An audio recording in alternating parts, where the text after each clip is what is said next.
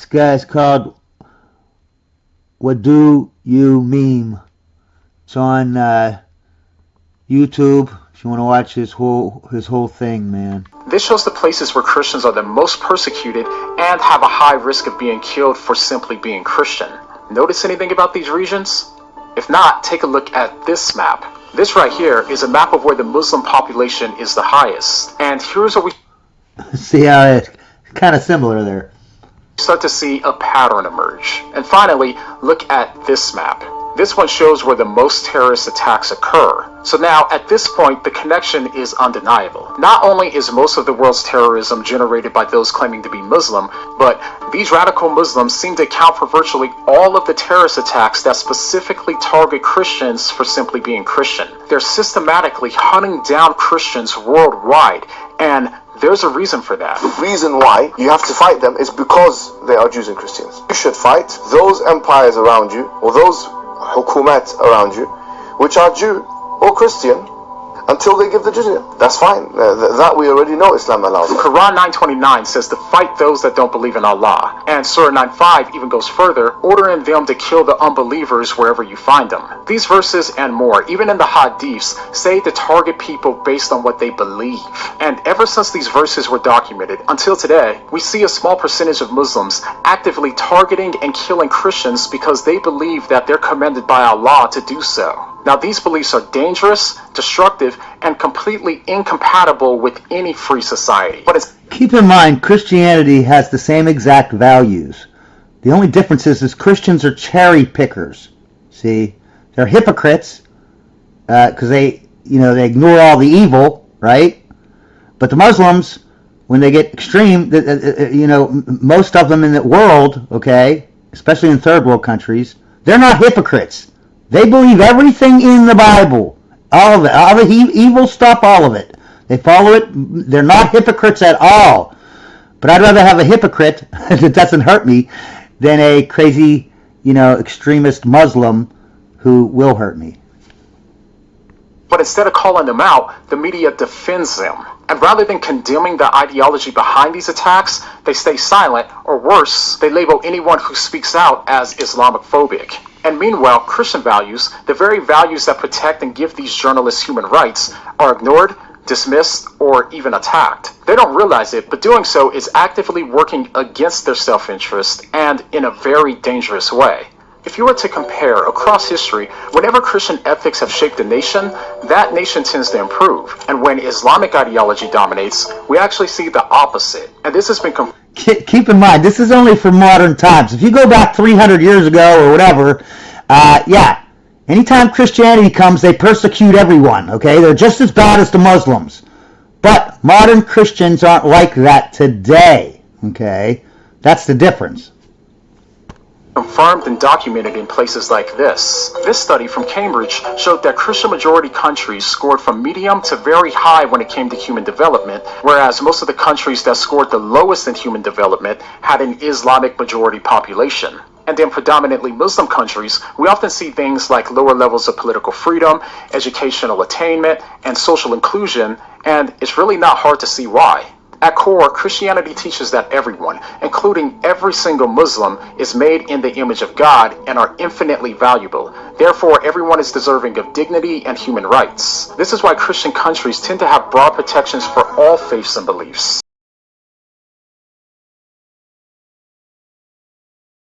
In Christian countries, Muslims are allowed to be Muslim, or they're free to convert to any other religion. But Islam, however, rejects the idea that humans are made in God's image, and that belief has real consequences. This is why leaving Islam will earn you a death sentence in multiple Muslim countries. Freedom of speech? Also restricted, because many Islamic nations enforce blasphemy laws, making it illegal to criticize Islam, which is even punishable by imprisonment or execution. So, given these facts, Christianity fosters peaceful relationships and protects human rights, and Islam simply doesn't. That is, unless it's influenced by Christian ethics and freedoms. Of course, there are exceptions to this fact, and you can find exceptions on both sides. But the overwhelming pattern is still clear. Where Christianity spreads, freedom and prosperity follow. And keep in mind, that's only in modern times. And why? Because they moved away from the Catholic Church and became kind of individuals. Okay, and so that they can interpret the Bible and cherry pick. See, now you have cherry pickers. See, cherry picker religious people are great. Okay, it's non-cherry pickers that aren't hypocrites, that actually follow the letter of the law in the Bible. Those are the horrible extremists. I don't care if they're Muslim, I don't care if they're Christian, I don't care if they're Jews. If you follow the Bible the way, extensively the way the extreme Muslims do, then you are a crazy nut job, okay? It really has nothing to do with about Muslims being, no, it has to do with cherry pickers and non-cherry pickers. Okay, it has nothing to do with Christian and Muslims. Okay, it has to do with cherry pickers and non-cherry pickers. It just so happens most Christians in most countries across the world are not true Christians. They are cherry pickers. Okay, and the opposite goes with Muslims. In most of Muslims across the entire world, because most of them are in third world countries. Okay. They are not cherry pickers, okay? They are not big hypocrites like Christians are today, okay? That's the difference. It's not that they're Muslim, okay? It's that they're not cherry picker Muslims like the cherry picker Christians, okay? Because if the Christians weren't cherry pickers, we would be having this video talking about how Christians are horrible people because they are not, because they follow every letter of the law the way these Muslims do, okay? So let's not get it wrong that it's the Christians against the Muslims. It's not the Christians against the Muslims.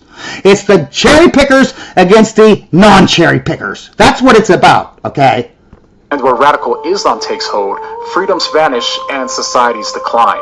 So now, here's the real question in all of this. If the media isn't run by Muslims, then why are they so quick to defend Islamic theology while ignoring the countless Christians being slaughtered because of it? It's not the Muslims that control the news. It's the deep state that allows them. Just like during Nazi Germany, the Nazis weren't in charge. Like everyone thinks Hitler. Hitler was nobody. He was just a puppet of the deep state. Okay, George Bush and Nelson Rockefeller, they actually got caught funding Hitler. Funding him and giving him the only additive that you need. Jets were brand new back then, World War II. The only one who had the additive for the fuel, for the jets, was Nelson Rockefeller and Prescott Bush. Yeah, George Bush's dad. Yeah. They had the banks. The government actually seized the Union Bank owned by these people and wouldn't let them fund the war anymore, at least through that. They were funding it through other ways. Just think about it. If they wouldn't have given Hitler the additive for the Joule jets, that means the only people who would have jets was everyone except Hitler. So he couldn't have had a World War II if he didn't have jets, right? And then they funded him. Now these same people are what are funding the Third Reich was the deep state, and they embrace Christianity and hate Jews and Muslims. Now the deep state, they're going to because you can't pick the Jews. The Jews only have 16 million on the planet, but there's 2 billion Christians and there are 2 billion Muslims. So you can embrace either one. They're embracing the Muslims this time, but they're still going to hate the Jews, and now they hate the Christians. The Fourth Reich. That's the difference between the Third Reich and the Fourth Reich. But it's the same people. It's the same deep state. It's the same relatives of Prescott Bush and Nelson Rockefeller. There is no more Christian or Alawi to kill anymore. You need to save what the rest of us. We just started receiving horrifying footage out of Syria. Hundreds of Christians have been executed in just the last 72 hours. Entire villages are being attacked. People are trapped and pleading for help. And the worst part, the media is completely silent. Again. And my name is John Black, Super Chemist, and we're going to look at this video by What Do You Mean? WHADDO, you meme, and he's on YouTube if you want to watch his whole, better version of what I have. Please, you gotta help us. Nobody's talking anything about it. Not the social media or the TV channels. They are all hiding the truth. We are being killed. All of us, all the Alawiyat and the Christian. That I don't know what will happen to me in the next hour. So, for context, before 2011, Syria had 2.5 million Christians, and now estimates said there were only 300,000 left in 2022. That's a disappearance rate of nearly 90%. And what we're seeing today could be the final purge. To see what I mean, take a look at this. This is the city of Homs, back in 2011 when the Christian population was 160,000. But just a few months later, in early 2012, that number dropped down to about 1,000 Christians. Or take Aleppo, the second largest city in Syria, which had about 12% Christians prior to 2011, which dropped all the way to 1.4% by 2023. And other cities like Idlib, whose Christian population has effectively disappeared entirely today. But this isn't just any country. This is the place where Luke was born, the Apostle Peter ministered, and a place where believers were first called Christians. It's been a homeland to Christians since the start of the church. But now those same Christians are being slaughtered, and churches are being converted into ISIS military headquarters. A Christian community that survived for nearly 2,000 years is facing the threat of being erased in real time. Now, to be clear, it isn't just Christians that are being killed right now. In fact, the primary target seems to be the Alawites. And if you ask most people why Christians are disappearing from Syria, they'll tell you that it's just a side effect of the war, that the Christians are just caught in the crossfire. But I'm not sure that that's entirely true. While it's true that the Alawite minority has suffered the highest numbers of killings this week by far, local reports have claimed that Christians are also being specifically targeted as well. And if we follow the evidence and look at the bigger picture, then we can see why. The biggest threat to Christians in Syria right now are and has been the jihadist groups who openly declared war on them. This right here is an open call from Al-Qaeda for the Syrian rebels to exterminate Jews and the Crusaders. And that term Crusaders isn't just an insult, it's a term that they use for Christians. And this wasn't just rhetoric, it was a direct execution order. Now, Syria has been in a brutal civil war since 2011 with I don't know who the Alawites are, okay, but I'm betting $1 million, I'd bet my life on it, that they are cherry picker Muslims, okay? See, this isn't about, it's not about Christians against Muslims. They want you to think that because they want you to hate for no reason, okay?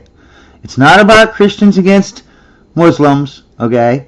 It's about the cherry picker Muslims and the cherry picker Christians on one side, and you have the non-cherry picker Muslims and the non-cherry picker Christians on the other side.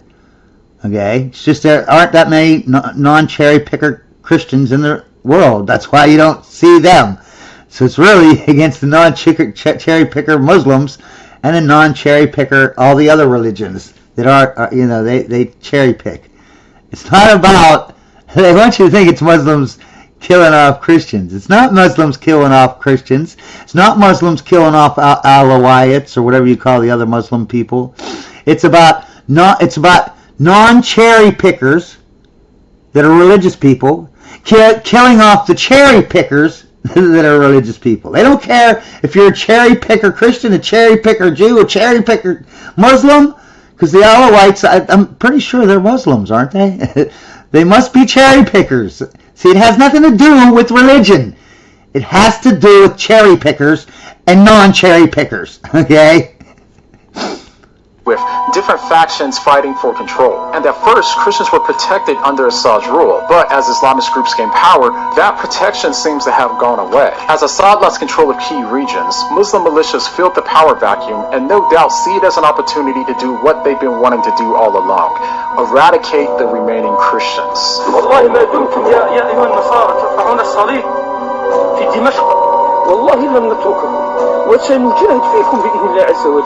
And not only are these jihadist groups the problem, but the Syrian government itself has played a role in the suffering of Christians. Even before this crisis, Syria was one of the worst places for Christian religious freedom. The government heavily restricted evangelism and banned Muslims converting to Christianity and other belief systems. And eventually, the government started imposing a curfew on the churches, which made a lot of Christians worry that this was just the beginning of immense persecution. And they were right. Over the last few days, we've been seeing massive attacks in which minority groups like the Alawites are being targeted and killed along with Christians. But the worst part, this isn't just a problem in Syria. Unfortunately, this same ideology has led to Christian genocide in Iraq, Libya, Nigeria, and beyond. Christians are being persecuted worldwide, and Islam has always been one of its greatest persecutors.